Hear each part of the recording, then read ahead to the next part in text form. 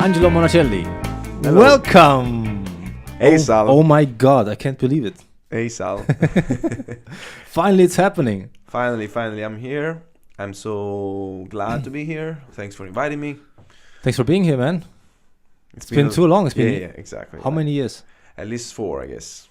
At Jesus. least. Yeah. 4 years. Something like. Well, you're busy bee. Always between Milan and Naples and Rome, traveling around and doing all kinds of stuff, and your fancy acting and music career and. I've been trying to do my best, and being stuck in one city is not always the good idea. Of course. So I tried to stay in Naples a little bit, but then I had to move to Rome for a drama school back in like 10 years ago now. So time goes by fast. Oh yeah. And so how did you get started? Like for everybody who doesn't know you yet, maybe give us a little background. What was small Angelo like? How did you?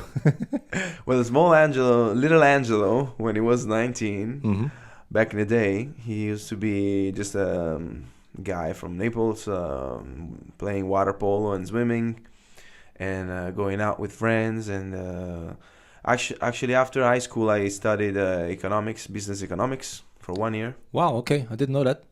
Yep, You're tried. Full of surprises. I attempted. Okay. I attempted to You gave it a shot. Yeah, I tried. It was 1 year of college, pretty much, so university, and I did 5 exams. I was going well, but I realized that everything I was doing required me too much effort. So I asked myself, is really the thing I want to do? I mean, do I want to do this effort for my whole life and being bothered the whole time? So the answer was no. So I talked to my aunt, and she actually told me, what you want to do in life? Why don't you follow your dreams? I mean, if you have something in your mind, maybe you want to be an actor, want to be a musician, I mean, do it. And I said, well, that's true. I wanted to be an actor when I was young, very young. But I never thought it would be possible. So I thought it was just a dream. So you're saying to live the dream. And your aunt was saying, follow your dreams. Pretty much. I mean, very easy, very, could be, as we say in Italian, scontato. But it was true. So I said, okay, let's try. Let's give it a try. So I came to Rome, and I did a couple of auditions for drama schools. And one of those called me back and said, okay, you're in. You want to come? Wow. So I said, wow, this is the chance to change my life. I can go to Rome, move to Rome. I'm just 19. What should I do? Should I go? Should I not go? I said, okay, let's jump in the emptiness and in this hole, and let's go. Yeah, so I just do it. Yeah, I just did it. So I came here and... wow. How old were you? I'm 30 now.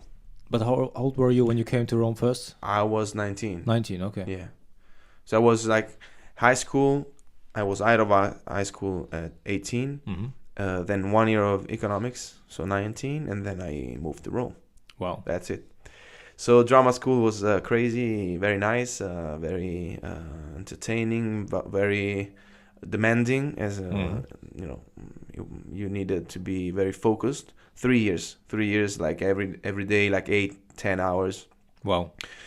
Training, many classes, a lot of studies at home. Then rehearsals, shows. So tough time, but fantastic time. Okay. And after that, so I started doing theater, mostly also theater in English, in London, in Rome, with the English Theater of Rome, and many directors from London who actually live and work here. And after that, I got an agent. So, all the steps you must do, Okay. Got an agent. And how did you learn how did you know what to do? Like, did somebody tell you should now go to acting school, or? Well, acting school gave us some elements. They told us,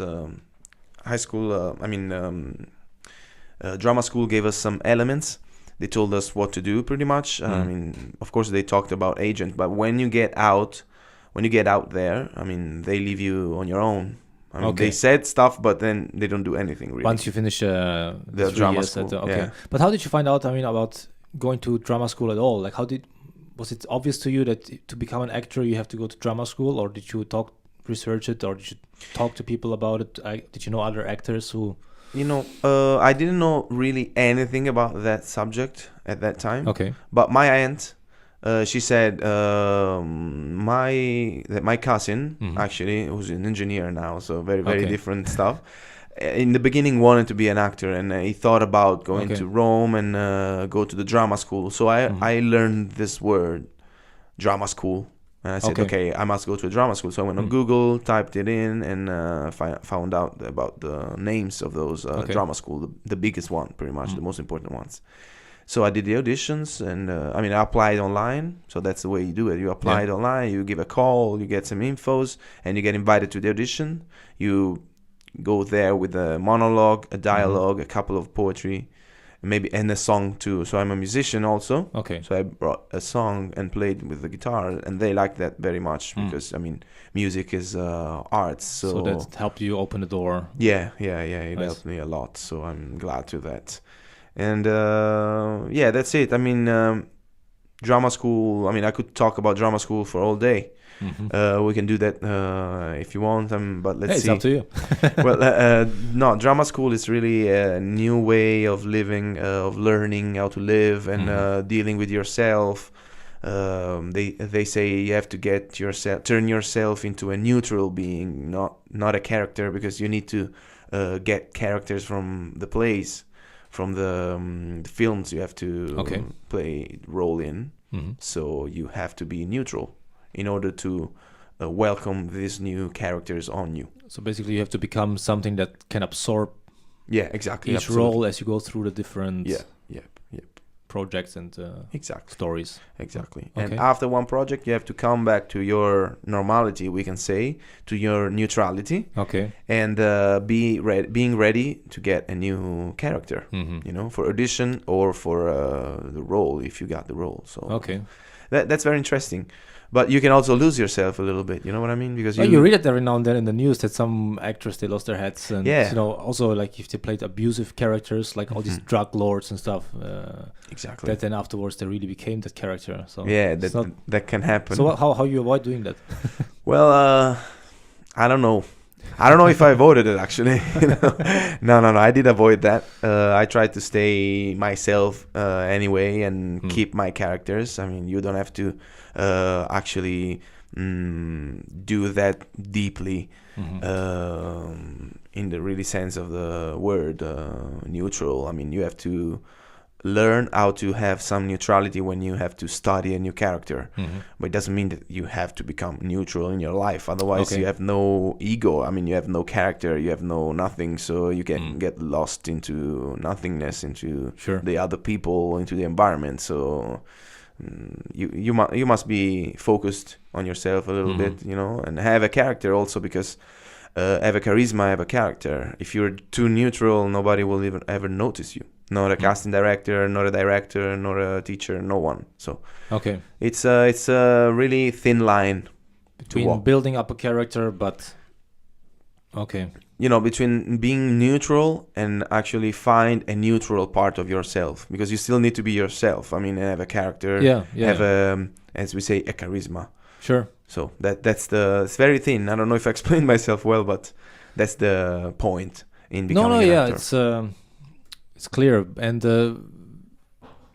so basically, once with charisma, I suppose you get very far in that industry too. Like having charisma is actually maybe one of the most fundamental things, no? I would say yes. To be able to connect with other actors, but mostly I suppose with people who offer the jobs. So with producers, with directors, and all these kind of characters who float around in Rome or anywhere really. Yeah, anywhere really. No, showing them that you can actually own the character, and being strong, being charismatic, passing stuff and energy to the people, to the camera, and to the director as well, of course. It's something very important when you need to do this kind of job. It's the same that has to happen, I think, on the stage when you are also a musician. You can close your eyes and just trip around and do your stuff and play your songs, but if you have an eye contact and pass your energy through to the people, that's much better.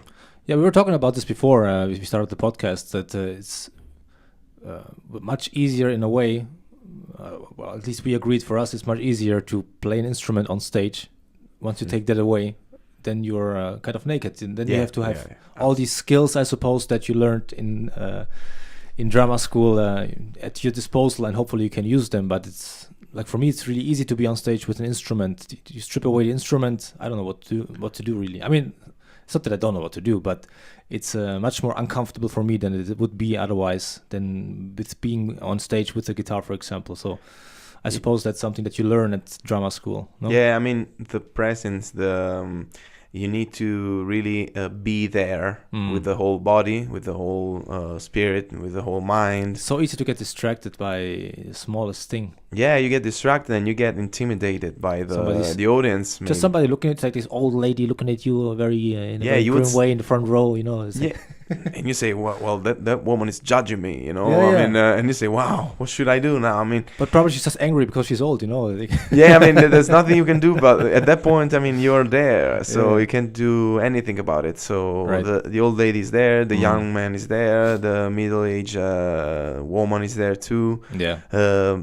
Everybody's looking at you, so you must do something. And when you have an instrument, you have an instrument. So you have your art with the instrument. So the people will be focused on the instrument, on the sound, on the voice you will sing probably. So they'll be focused on that, and you can get along. You know, you can get away with it. But when you're just by yourself, I mean, it's just yourself. So you have to use your. It's gotta be hard. Yeah, it's gotta be hard. It's very hard, and you must use your whole body, your whole spirit, your whole brain. I mean, you're right there, and your instrument is you. Yes. So you have to learn, and you have to train that instrument, just like the musicians do exercises every day. You have to exercise every day because your body needs to become sensitive. You know what I mean? It needs to become alive in every part, from the bottom of your feet to the head. So it's tough, you know. Every job has its own difficulties. And, I mean, getting in touch with your body is so important, but so difficult at the same time. I'm not sure. I think it's more easy for people in the south. I have a feeling, like when I came here from Germany, I felt more stiff when I arrived here. I think I'm a bit more in the groove now. I got to know myself a bit better, because you have to, in a way, you have to survive. You have to be more primitive in a way. I'm not sure how to explain it, but I have a feeling the more you go south, the more these assets are important somehow too. It feels like people in the north, you know, where I'm from, pretty much all the time in their head. Well, yeah, and here's the other way around. It's like very emotional, so it's more. That's what I mean within the body. So in the body, being absolutely. more emotional, being more connected somehow. Yeah, it's weird. I don't know. Yeah, no. The south has this. The more south you go, the more sun you find, the more heart, the more spirit you found. Yeah. So that's really true. So I mean, Germany and even up, of course, it's more. It's colder. We can say. Yeah. We can say it's colder. Slightly. Mm. But there's a lot of brain, there's a lot of intelligence, there's a lot of creativity in another way, I would say. I mean, we cannot judge. I mean, all human beings have their own creativity. Yes. But of course, the south is warmer. That's I think a fact. Yeah. We cannot say much about that. So what do you do to one of the biggest problems I have? For example, I did theater 2 years ago, I think, my first steps. And the biggest problem I have really is not really so much to control the body. Well, it depends. But the body control and all these things are not a big problem. But it's basically remembering the lines. That's the... So what are good strategies for aspiring actors to not forget? Because, I mean, I was doing it also in a language I was not comfortable with. But that should not be a problem for a real actor, I suppose. And just memorizing the lines, it seems such a big endeavor, especially if you have other projects going on at the same time, you know? Mm-hmm. Well, that's the most the biggest issue, I would say, about for actors. Remembering lines is your job, pretty much. I mean, of course, you need to have the body, the mind, the spirit, the charisma, and all that. That's the first part. That's why you study. Mm-hmm. That's why you train. Yes. But remembering lines is the real job of an actor. So the problem, there are two things that I would like to say about that. There was I don't remember the name, but there was a very good teacher of actor studio in New York, which was asked, I mean, what's an actor what's like being an actor. Mm-hmm. And everybody say, actor is being famous, is getting on the screen, having fun, living many characters and living many lives, have experiences, and then go to the Oscar night and stuff. She said, basically, that's all not true. What is true is that the actor's life is mostly being stuck in a house for hours and hours, studying and memorizing lines. Wow. That's the real work of an actor, because what you see on screen is the real last step of an actor. But before you get there on the screen, in front of the camera, acting with your friends and colleagues, with the director and the directing, what you need to do is have those lines ready. So, and those lines are long. I mean, if you ever watched Al Pacino, Robert De Niro, I mean, they talk so much in a movie. Oh yeah. They have so many words, so many Sure. lines. I mean, if you think about it, even a scene of 2 minutes, they talk. You probably need a couple of days to memorize those lines. So the one thing for aspiring actors is that, I mean, you need to know that your job after training and after becoming neutral and all that will be pretty much studying lines, reading the script and memorizing it and trying it out by yourself, by maybe your wife will help you, or your friends. Okay, can you help me with the lines? Okay, I'll do that. That's the actor's life pretty much. So that's the main job one actor has to do.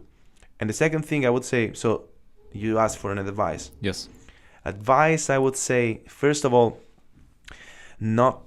you shouldn't see the script as lines, because if you need to memorize lines, it's just memorizing something that doesn't have to do with you. So it's hard. Like memorizing the instructions for IKEA or something. Yeah. Okay, so imagine how terrible that would be. It's already terrible enough to build a damn thing, Actually, yeah. So you rather build it than memorizing the instructions, because that makes no sense.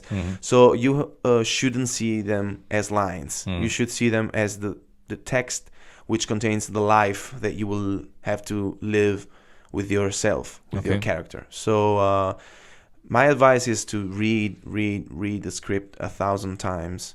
Most of the times, because that's the way how you learn the story, the character, the relation with the other actors and the other characters.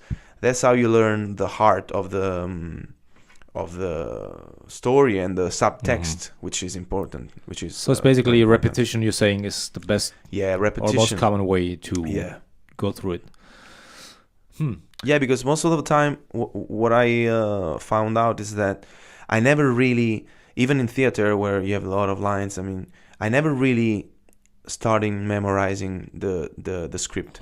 I just read it so many times and studied it so many times to understand the story, the characters, relations and stuff, that by the time I read it for the 100th time, I knew it. Okay. I found that I knew it. And I said, oh, wow, I knew it. So I don't have to even do you can go through another couple of times, but then you learn it. So the advice is to really read it, study it, get deep into it. And you also learn the lines of the other characters, I suppose. Yeah, it's natural. I mean, you will just know when you have to speak, when the other has to speak. I mean, it's all natural, really. Do you think it's also a function of the brain that some people just have more brain capacity in a certain way to memorize things than others? Because I have a feeling that, I mean, it's probably not very popular to say that, but I have a feeling that it doesn't mean you're if you have a different brain structure, it doesn't mean that you are a stupid person. It just means that maybe your brain is more adept to memorizing certain things, and maybe at the same time you're less adept to process information quickly, absolutely. And the other way around. So it's not a judgment, but I have a feeling very often there are certain limitations that just the brain brings, that come with the brain that you're given, that you were given by your parents. No, that's true. I mean, you can't do anything. So you think that's the thing? Yeah. Unfortunately, the answer is unfortunately yes, because I've seen some people, some friends, some colleagues who actually read the script for 2 minutes and they know it, and some other have to study it for 1 day.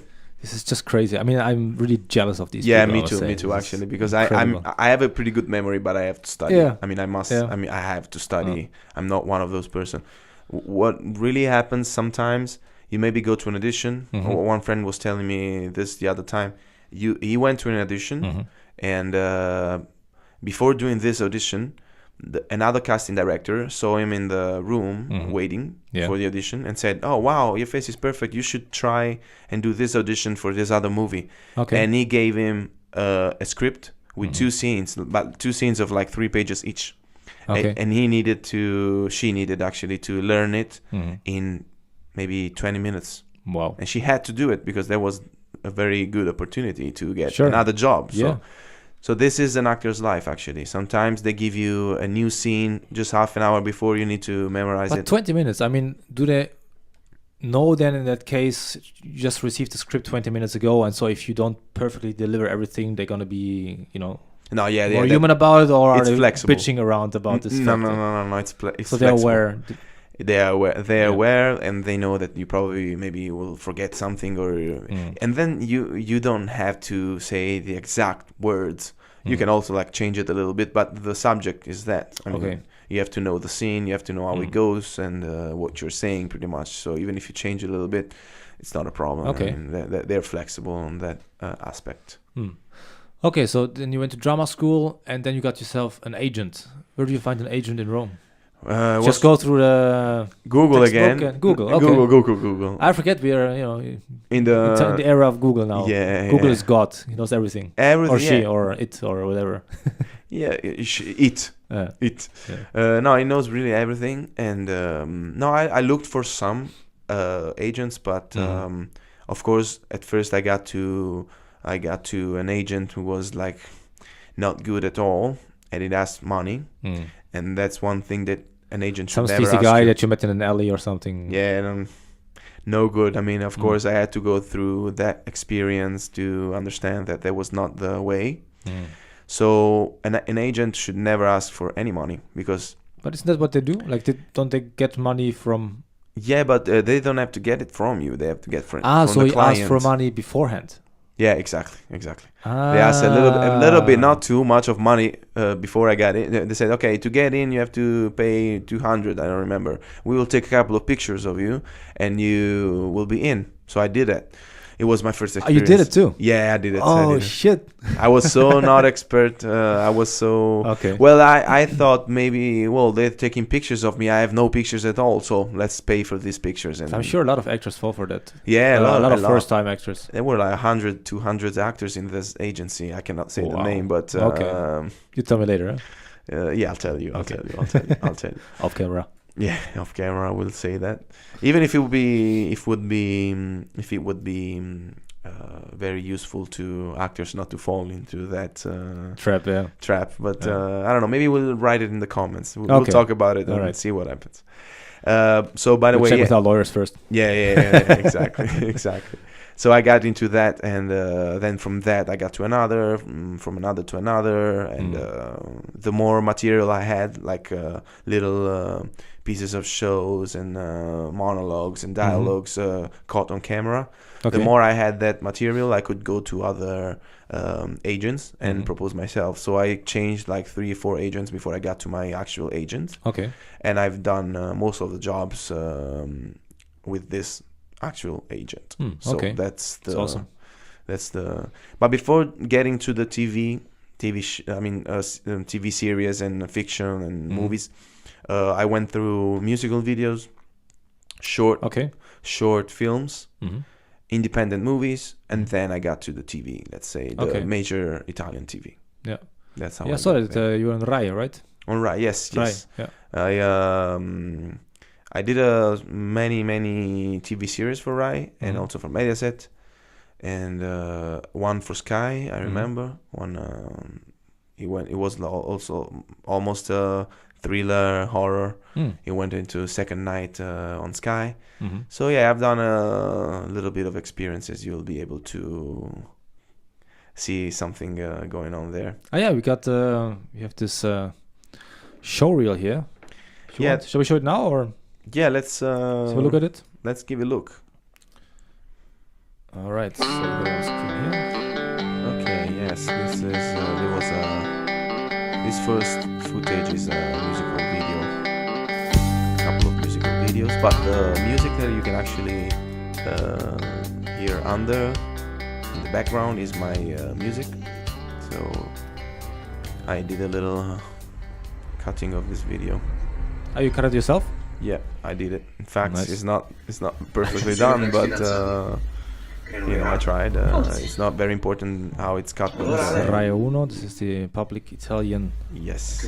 TV channel. Look at you. How old were you there? Well, it was Il 4 sistema. 4 years ago. 4 years ago. We gotta talk about your diet and how you stay in shape after this. Okay, surely. Let's do that. Why not? Why not? Scusi, che fa? Sto chiudendo. Guarda che c'è una persona dentro. Oh, guarda che non c'è più nessuno.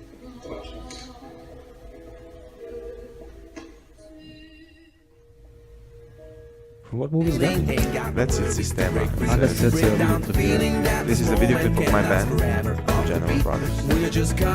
The song is called Feel the Magic. Che con lei ci avevo preso gusto. And this is Fuori di testa per la nonna. Rai still, it was Vogliono Tom soltanto Matteo. divertirsi. No, Andare a actually this feste, one was rave. in Passo del Cielo. Couple of footages of music videos. Okay. The finest diamonds, rubies. So you also do English language I did, stuff? yeah, there was Matthew Reynolds. You're really young there. Yeah, they made me young, but it was like 5 years ago, so that makes sense, Yeah. It makes sense. Yeah, showreel is important for an actor. I mean, it shows what you've done, what you've been in, Buonasera. your experience, how you act, how you talk, Non è un controllo, how you questo sing domani. sometimes. Yeah. You put some footage of your, as I did, of your musical videos. So you show yourself into different characters. È arrivata la felicità. It's like a Napolitan Yeah, soap opera, right? I read about that. it was a TV series on the TV Rai. series. Mhm. It was not all Napolitan, but it had two major characters who were from Naples. It was me and my ex-girlfriend, Okay. and I was playing a character of a neo-melodic singer. So very famous kind of music in Naples. Because you're tied to the bed. Yeah. lungo e poi facciamo gli scatti. Vai, vai! Oggi tiriamo fino a So I sera. can move this here. Il ragazzo non è sotto pressione e non vuole farlo vedere. Io lo so, è tesissimo. D'altra parte è tutta la vita che si allena per questo giorno. Deve affrontarlo con serenità, quindi mi raccomando. Me niente. Hai conosciuto tanto con Matteo, sai? Yeah, that's arrivata la felicità. Non That's hai Claudio sbagliato Santamaria, proprio as you can see. Così qui un po' che Very sta roba famous femmine là actor e poi fa finta di niente, eh? at Ma the come funziona moment. così. I song non vera. I song... Mi scuso anch'io allora. È stato soltanto un tragico equivoco. So you got this role all through the agent? Presento. Yes, the agent gets a call from a casting director. The casting director, I mean, you go to the casting director pretty much, and the casting director makes an audience for you. So you go there, not an audience, an audition. Yeah. You get there with a script, you show what you got, and in that case they called me back for a callback. I went back there and I had another scene, and I had to sing a song to the director, and the director, I mean, fell in love and absolutely had so much fun that they conferred me for that role, whose name was Tony Baby, Oh, okay. which was very, very, very funny to do. Very entertaining, yes, for me. And this was the series that went on Sky, La Lunga Notte di Doug. It was called Fear, a series of episodes. Okay. And this was taken from a TV show, I mean a theater show Oh, nice. about Billy Milligan, who was a multiple personality killer, who was declared innocent for his mental illness. It was the first case in the US of mental illness. Wow. Yes. The General Brothers. Music by the General Brothers. Yeah. Nice. The whole music you heard under, I mean, in the background of this showreel was the original music of the General Brothers, which Nice. is my band. Yeah. And I wrote, those songs, so I thought it would be nice to, see myself and have my music in the background. Of course, absolutely. Yeah. Nice. So how's it going with the band? With the band, is going all right. I mean, I lived in Milan, and we've worked in Milan for a long time. I mean, Okay. for this 2 years, were very intense experience. A lot of concerts, and we had a couple of interviews for Rolling Stone magazine too. Wow. We played for the Rolling Stone magazine Nice. for St. Patrick's Day, actually. Mhm.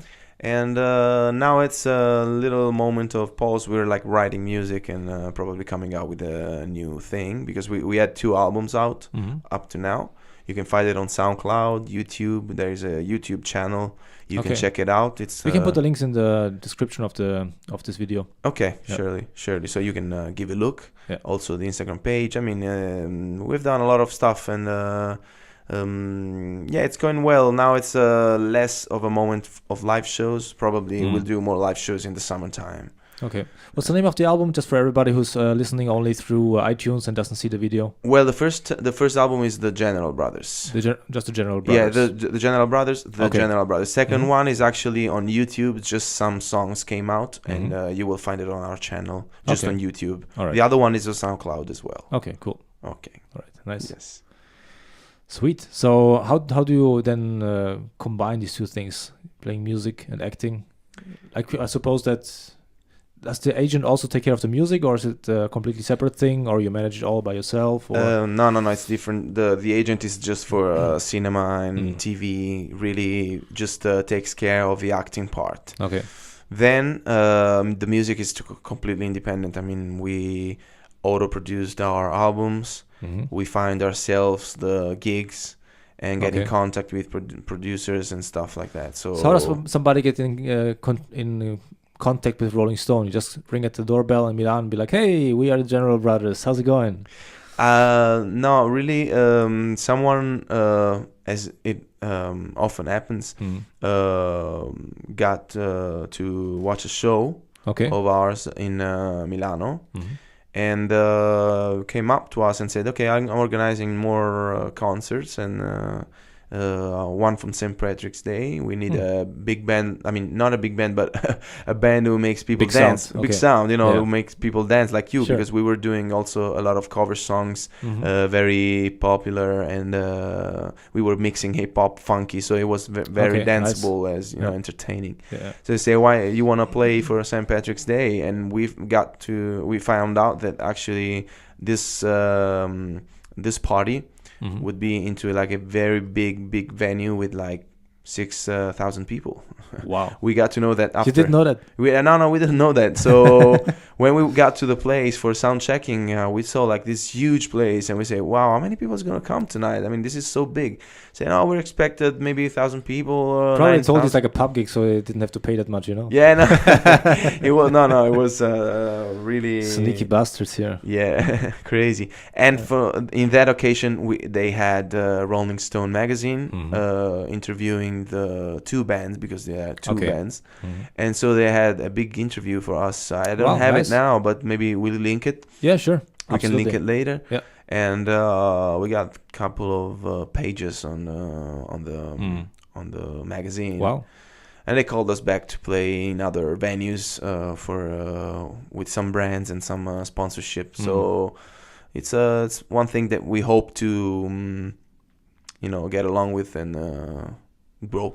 Okay. Grow. Yes. Nice. Yes. So how does one keep all the energies up all the time? I suppose it's very exhausting to have to not only perform on stage as a musician, to act in front of the camera as an actor, remember all the lines, learn all the techniques, but then also be, I mean, you have an agent, but I suppose there's still a lot of mingling going on and social contacts and talking Yeah. to people and Yeah. presenting your projects and auditioning and going from venue to venue. And then in the meantime, you also probably have to have a life or something. I don't know. Yeah, sometimes. I mean, it's overrated, but, Yeah, between one thing and another, Exactly. it's nice to have a little bit of life and also sleep sometimes. Yeah, right. That's sometimes. Sometimes. Just sometimes. Sometimes you don't sleep. Overrated. Yeah. No, but what you do to stay mentally sane Well- and physically in shape, Okay, well, it needs a lot of patience, first of all. I would say that's the first thing. It needs a lot of passion because, of course, it's a job that it's not stable. I mean, you have the job the day after you don't have it anymore, and you're unemployed again, and you need to start searching again, start calling people again, start going to auditions again, and all that. So many people are not aware of that. It's like such a unstable kind of line of work. They all think, it's just fun and going around and no. Smiling and doing nothing. Like it's really no. And psychologically, that's a very big burden, I suppose. It's a big burden. Yes, it's demanding. I mean, you have to have so much patience and passion. I would say so much passion that you put all this stuff apart. I mean, aside, and you focus on your job, because otherwise you lose it after a year maybe. Okay. And I've been doing this for like 10 years, so it's been unstableness for 10 long years, and it will probably continue being like that. So I mean, I must have a lot of patience and but it's the only way probably to get through it. I mean, because along the way this guy then stops, this guy quits, this guy starts a family, this guy does that, and you're gonna keep going and going and going, and then boom. I mean, you already appeared on all these TV channels already and on all these different shows, and your face is gonna be passed around, your name, your so no I'm happy. Stick with it, I'm happy and satisfied, but it needs really a lot of passion, which I do have, and patience, of course. But you're just a passionate guy, just in your nature, or is there anything you do to keep your spirits up? Do you meditate or something, or do you? No, well, I do the meditation, which I think is a heavy drugs. I don't know. No, I try. Okay, one thing, I try to stay clear and really focus the whole time, not getting high too much. I try not to drink too much or smoke, or You're not drinking this year, right? No, this is crazy. Yeah, it's like a sober year. I mean, the worst I can drink is a glass of wine with my grandfather at the table, or a glass of beer. But you're not even doing that at the moment. You just quit completely with alcohol. Yeah. Not one drop of alcohol. No, not one drop. Okay, wow. Yeah, I'm doing that. It's not heavy to do. I mean, no, I did it also last year. I mean, but is it something you just decided you want to do just to focus, even to have a more clear mind, or? Yeah. Mostly that.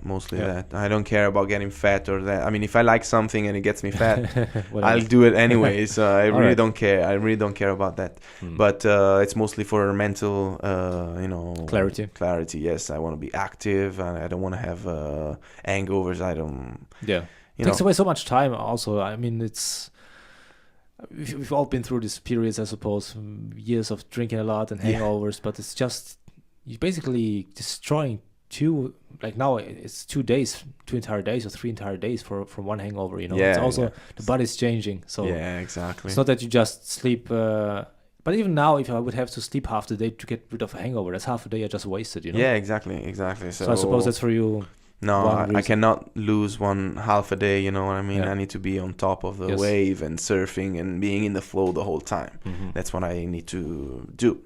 So that's an advice. That's what I do. Yeah. I try to keep myself clear for any substance and keep myself clear.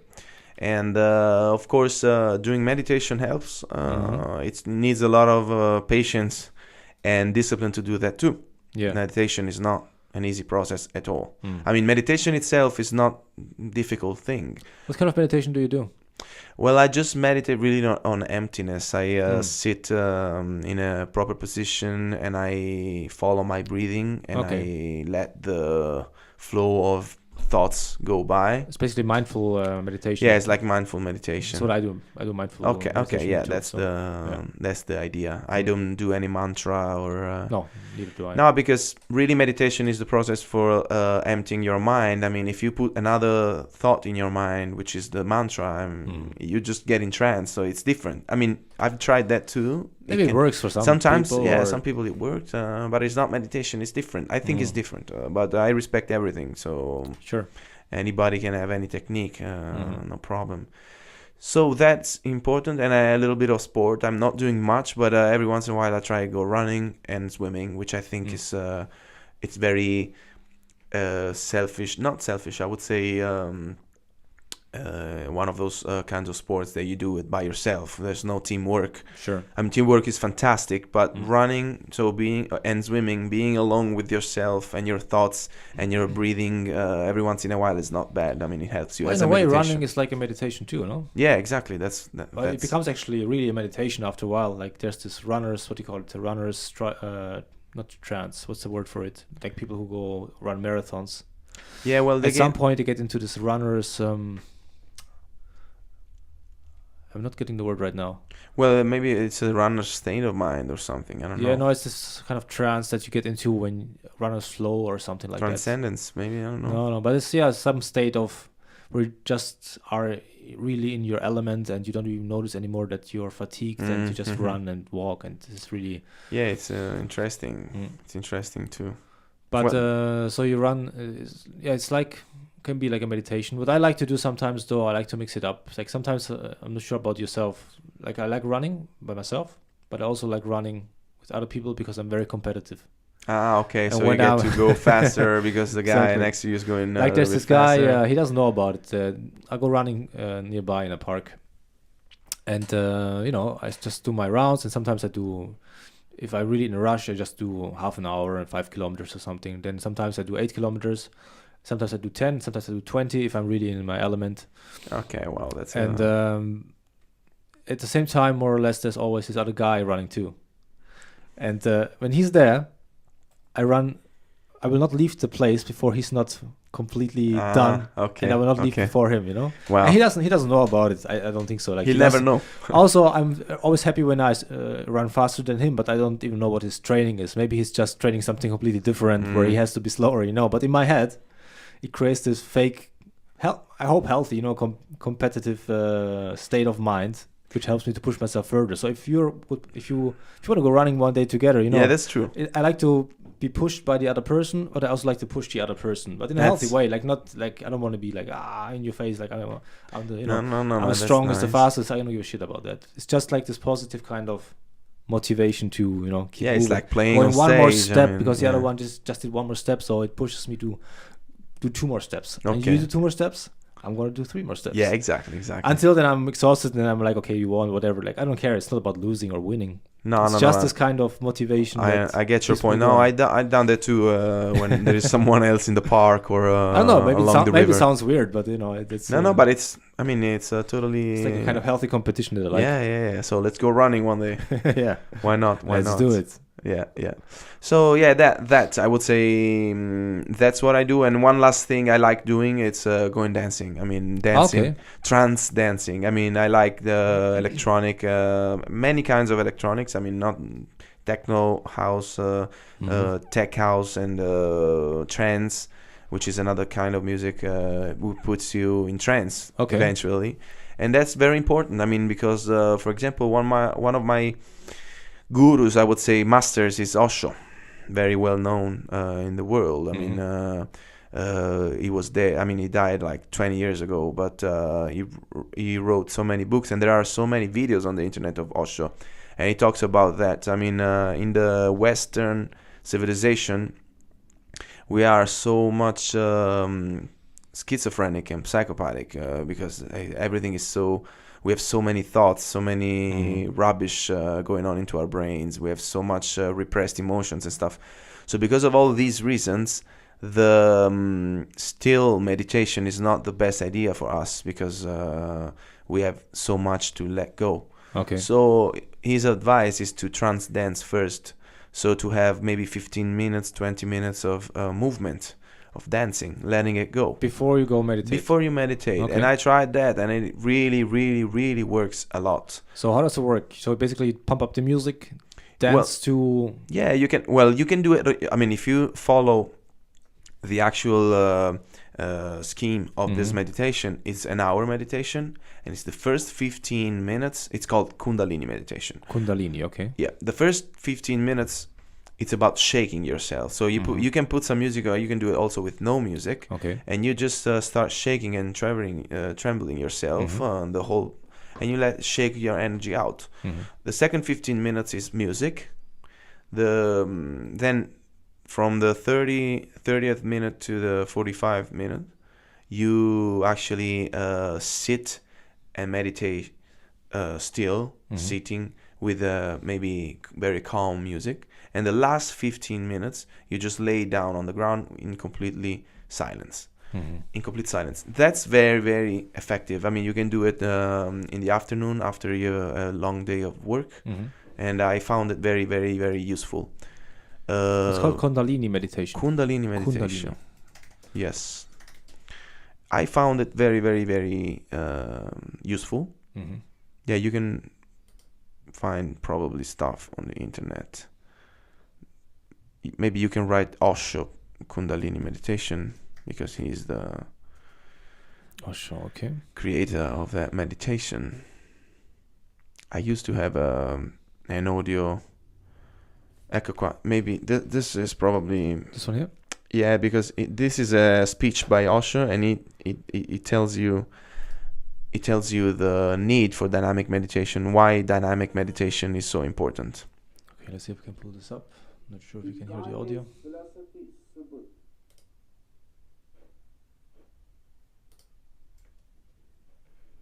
Let's see.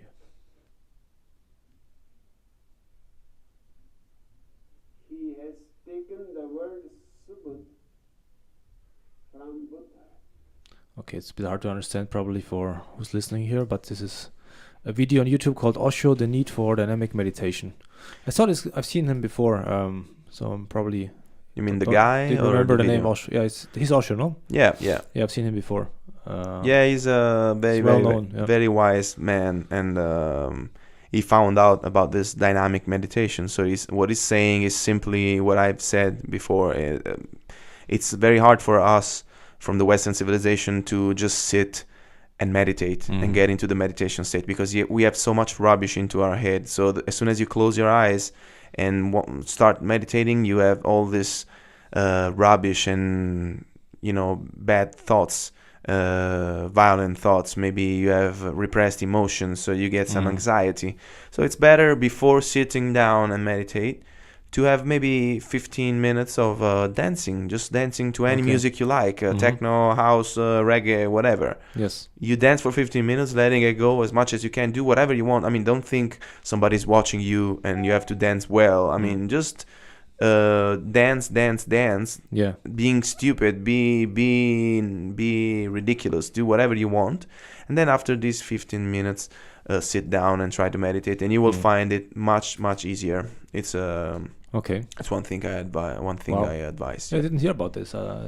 Yeah. Sounds very interesting. I'm gonna definitely look into that. Yeah. Please, you'll see it. It's very nice. It's Kundalini meditation. Okay. Kundalini meditation or dynamic meditation. It's very. So that's to say that the way I meditate is this combination between dynamic dancing meditation and sitting down. But that's kind of to bring you down, to relax you. Yeah, exactly.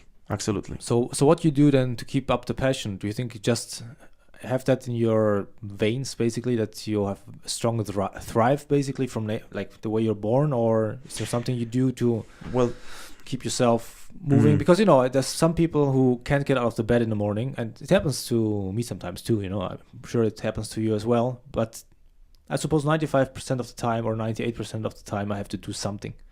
If I don't do something that feels like it's brought some value to my day, then I get depressed. Yeah. So that kind of is a mechanism that kind of drives me to do something, So, but there's some people there seem to be some people who really lack that.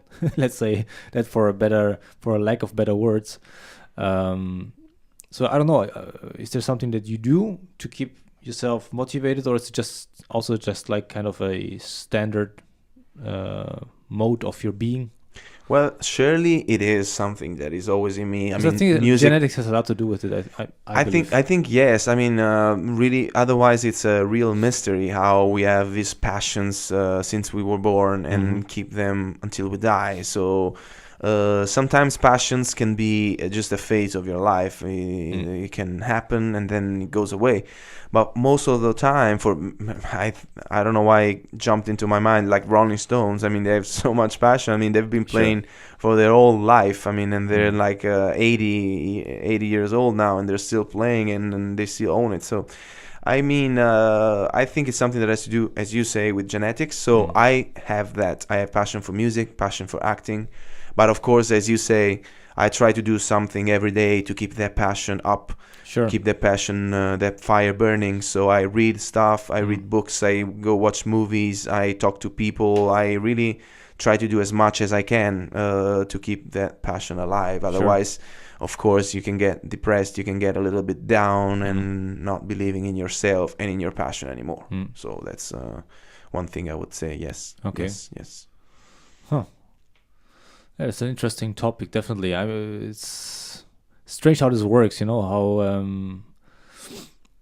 the psychology behind it. I mean, The psychology behind it is very, very tough. I mean, I've been reading and many things about this, and I've been talking to everybody about this. I mean, I'm talking to you now. I'm talking to other artists as well.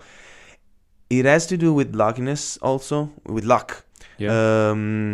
Because sometimes, I mean, if you don't get calls and if you don't get lucky and you don't have jobs for a long time, of course, your passion starts to wane a bit, huh? shake a little bit. So it's kind of hard to keep it up when you don't have jobs, when you don't have inputs from outside. Okay.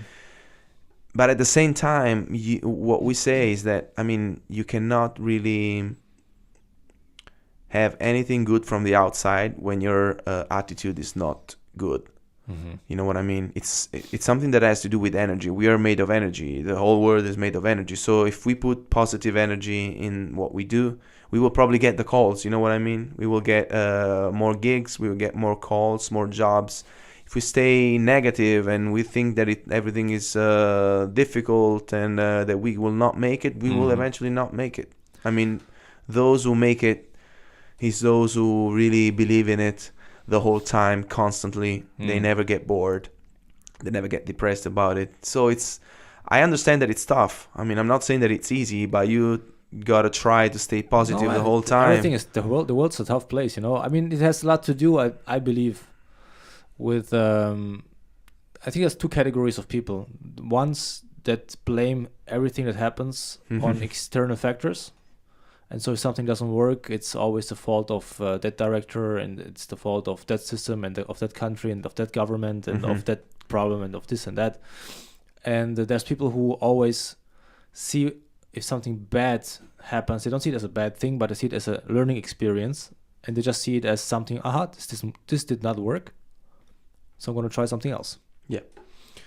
So I think it's just the way that people approach stuff, and having that kind of vision of the world, that everything is just an experience, does not guarantee that you will get to the goal as you wish, but at least I believe you're a much more positive person somehow, because you always see everything as a learning experience, and you never because if you say that something is the fault of the government, for example, as many people like to do of course, in many countries, yes, if you always blame it on something else, you basically block down any possibility for change, because if the countries are like that anyway, what am I supposed to do to change anything? There's nothing I can do anymore, because the country is bigger than me, and you're giving the responsibility of something to something bigger than you, and, exactly, and that's it, and then end of story. End of story. But if you say, okay, I tried this here and then it didn't work, maybe I just try that and see if that works.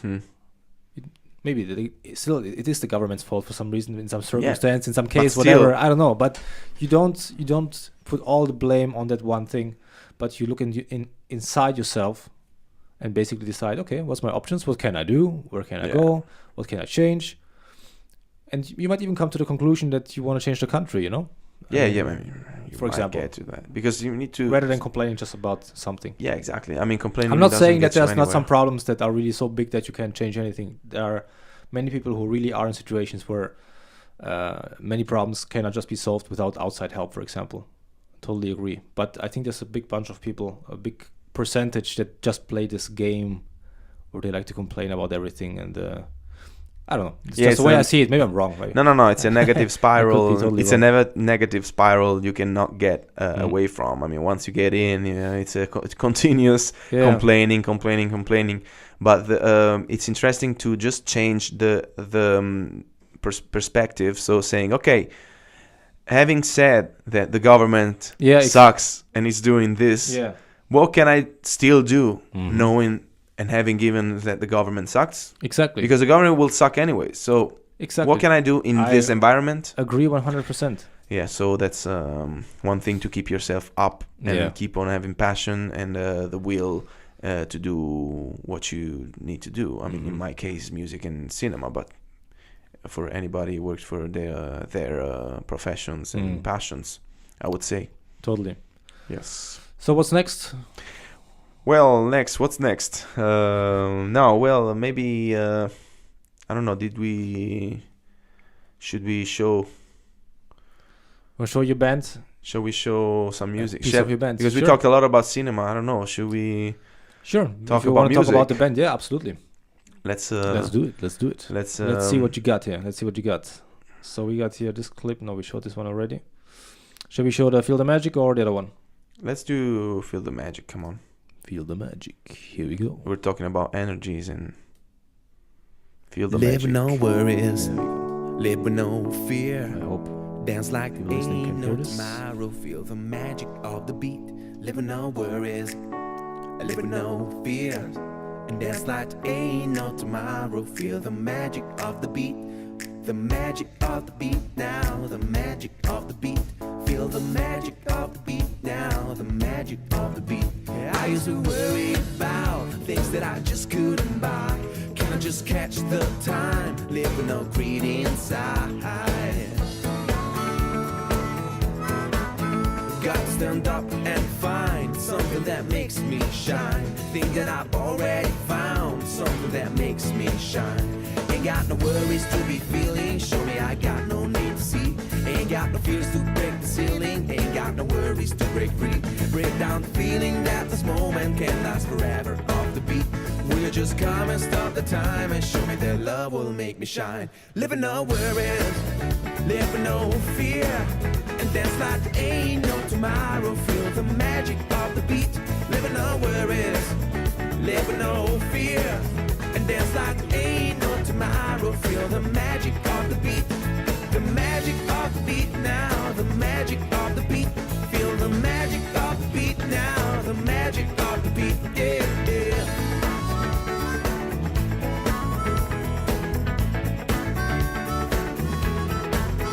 Words just shut you down. Hope we can catch few times and drink the magic wine. Heal the brain and inside. Got to break this cage down, then to go through your life. Got to break this cage down, then to go through your life. Show me I got no need to hurry. Show me I got no need to sleep. You will see nothing if you're sleeping. You will feel something if you see. Break down the feeling that this moment can last forever off the beat. Will you just come and stop the time and show me that love will make me shine? Live with no worries, live with no fears. And dance like ain't no tomorrow. Feel the magic of the beat. Live with no worries, live with no fear. And dance like ain't no tomorrow. Feel the magic of the beat. And no one understanding why we only seem to live and die. And no one realizing we've got to keep on fighting. Living no worries, living no fears.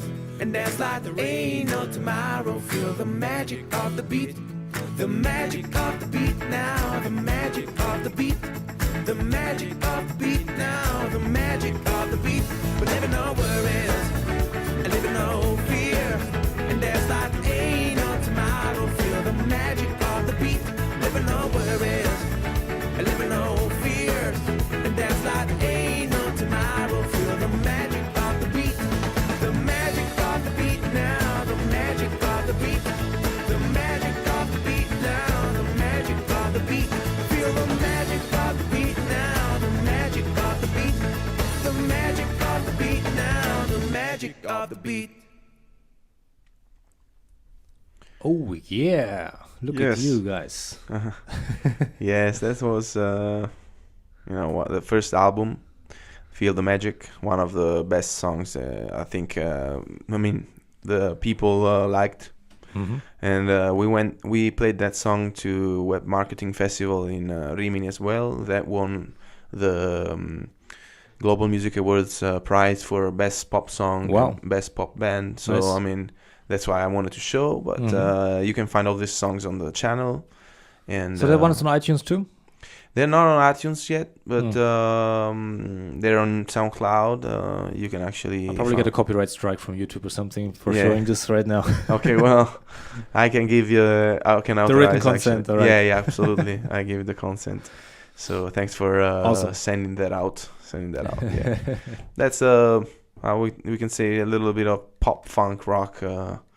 I don't even know how to explain. How would you say what kind of music is that? It's party music. It's happy music. Happy music. Makes okay. me happy. It's a happy music. That's important. That's Yeah. important. That's what we wanted to do. So I hope we did that. So who's in the band? It's like this. Is it like this the standard setup that was in the video, or is it always the same musicians, or is it like basically Well, the does it band start as a duo and? Well, the band had a lot of changes. Oh, It's one of those bands that had a lot of changes because it started off as a duo. The General Brothers comes from the brotherhood between me and my brother and the guy with the keyboard, Andrea. Is your brother too? He's my brother, the real brother. Ah, yeah, no, but so it's two brothers. Yeah, two brothers. Okay, just two I brothers. thought that's a third one that No, you sneak it in, you know? No. The third, no. We're just two brothers. Me and Andrea Okay. with the keyboard and the harmonica and the voice. Mm-hmm. And the other ones are just, let's say, brothers from other mothers Oh, okay. and other fathers. Yeah, you know, just brothers, just brothers, Sure, bros. but no blood brothers. Bros. Yeah, bros. And we started off as duo. Then we had we found Riccardo with the guitar. Then we found Umberto on the drum and Leonardo on the bass guitar.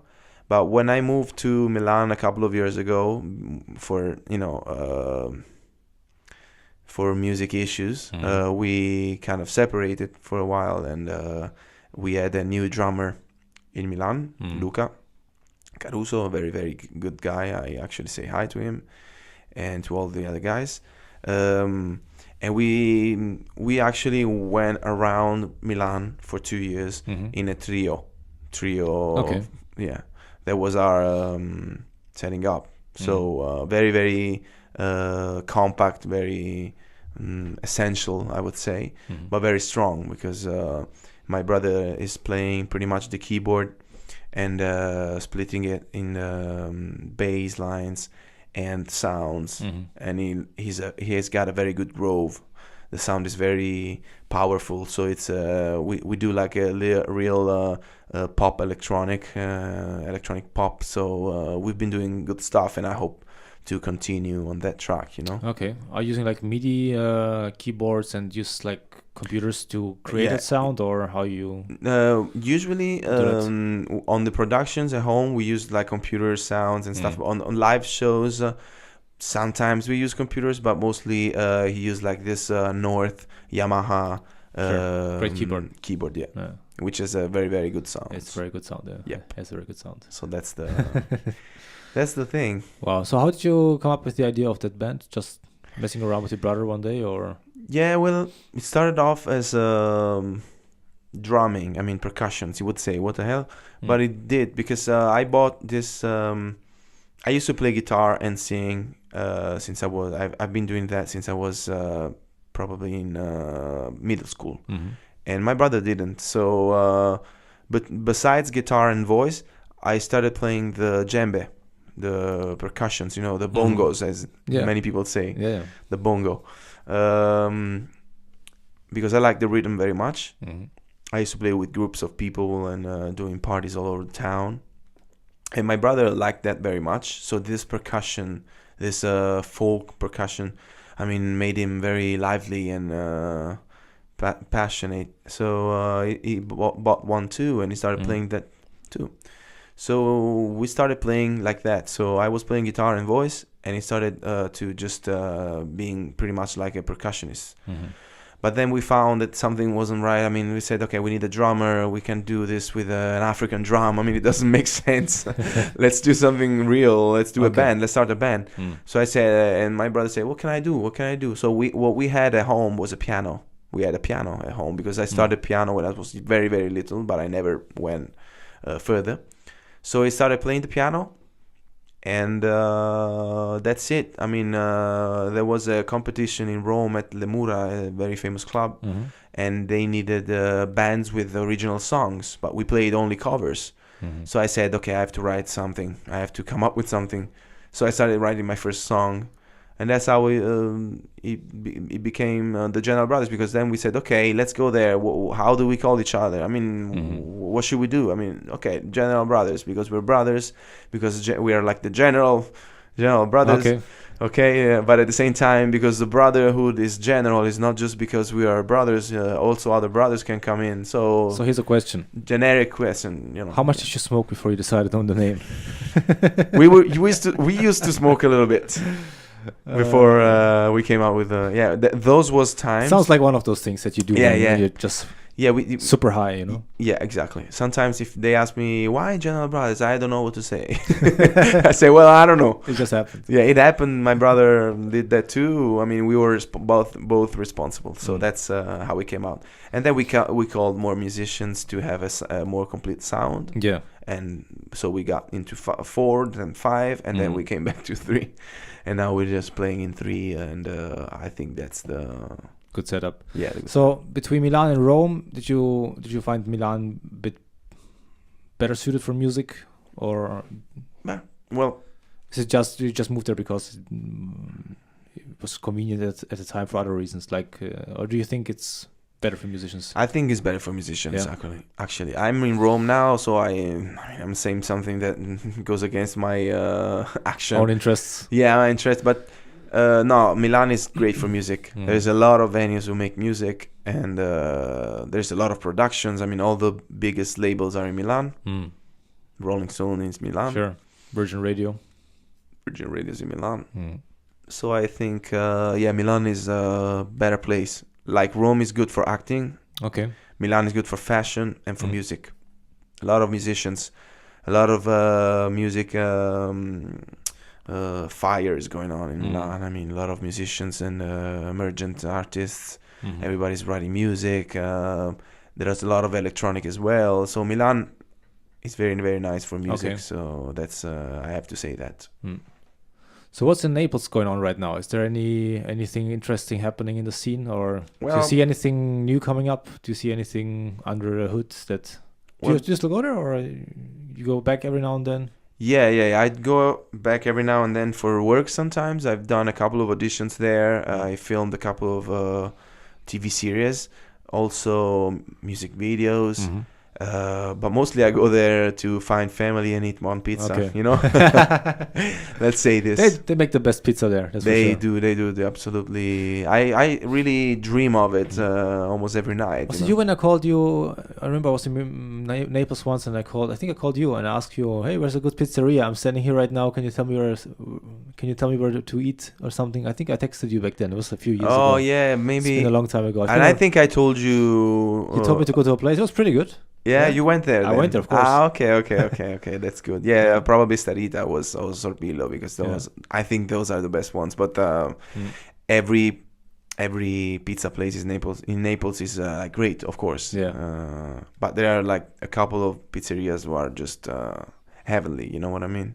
Really great. So when I go back there for family issues mostly now. Sometimes work, and of course, even if I go there for work or family, I go get pizza. Of course. That's one sure thing that I do. Nice. And no, Naples is going well with there's a lot of movement for acting now. A lot of directors are directing movies in Naples. There's a lot of auditions, and they want to make like the new Cinecittà in Naples. Actually, it's a long-term period, long-term project, but eventually they're trying to move a little bit of industry in cinema in Naples. So that's a good thing that's happening now. Okay. In music, there are a lot of good bands that coming out from Naples. I think Pino Daniele died some years ago. I mean, he's a great artist from Naples. From Naples, I think many good artists come from that city. I mean, we have that sacred fire, as we said before, right? The Yes. south is more It's building. yeah. So, Yeah. yep, Naples, viva Naples, Viva Naples. viva Naples. I'm from there. I cannot say much. Absolutely. Yep. Awesome. All right, man. I think after this we're gonna check out if the Indian food here is gonna be ready. Okay, Yeah, yeah, taste it, because see if it's- you cannot smell it, but we can. We can. There's smell a it, good yeah. smell. So we need We're gonna try it now. we need to find out what's going on. Yeah. Well, I appreciate that you've been here. I know you're a very busy man. Super busy. Try to be. I hope we're not gonna see each other again 5 years from now. Yeah, no. I'll I come hope this back there. time. I hope this time we're gonna manage to catch up a bit sooner. And Absolutely. Thanks for inviting me so much, because I was so happy to be in this beautiful studio and surrounded by guitars. I don't know if they're it's showing Pineto up. Studios. No, I don't think anybody can see it. Oh, okay, but trust me, there are like at least 4 guitars. Yeah, so it's nice to be here, really. Thanks for inviting. All right. Thank you very much. Appreciate it. Thanks. Bye. Bye bye.